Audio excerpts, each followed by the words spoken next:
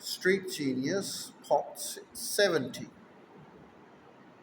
No, ma'am, Picasso said.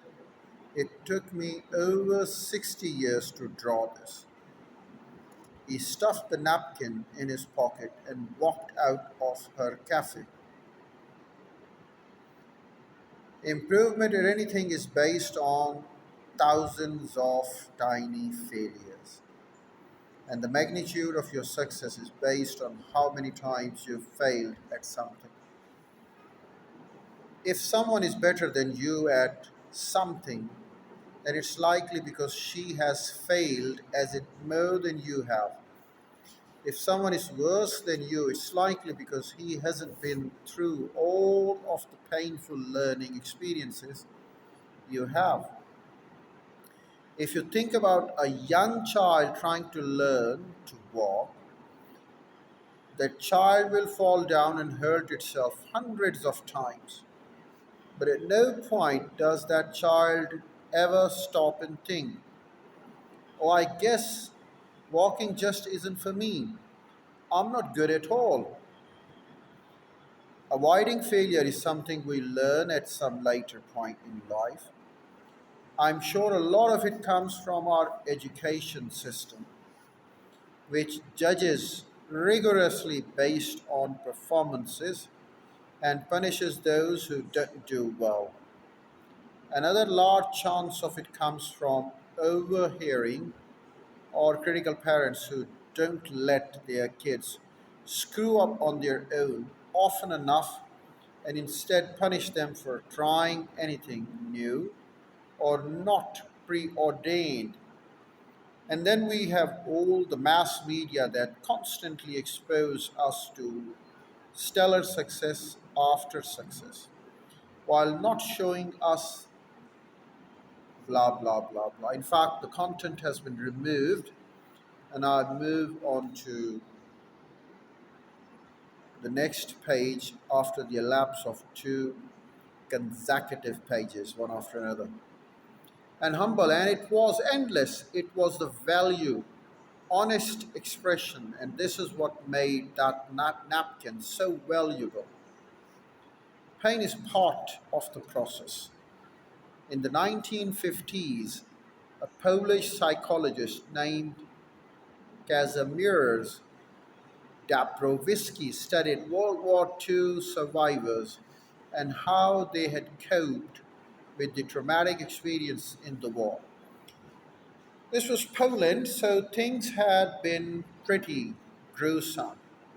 These people had experienced or witnessed mass starvation bombings that turned cities to rubble, the Holocaust, the torture of prisoners of war, and rape or murder of family members, if not by Nazis, then a few years later by the Soviets.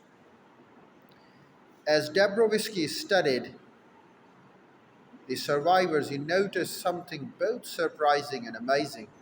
A sizable percentage of them believed that the wartime experience they had suffered, although painful, indeed traumatic, had actually caused them to become better, more responsible, and yes, even happier people.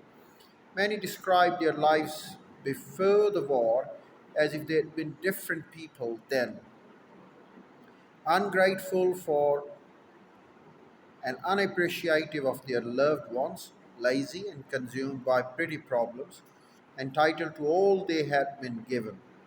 After the war, they felt more confident, more sure of themselves, more grateful, and unfazed by life's trivialities and petty annoyances. Obviously, their experiences had been horrific, and these survivors weren't happy about having had no experience them.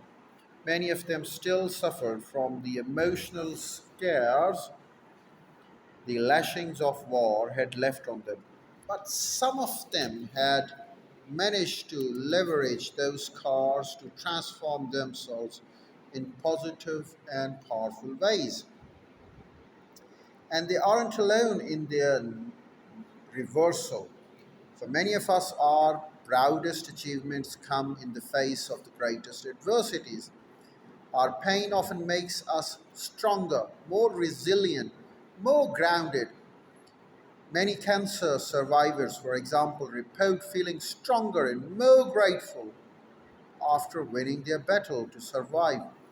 Many military persons report a mental resilience gained from withstanding the dangerous environments of being in a war zone.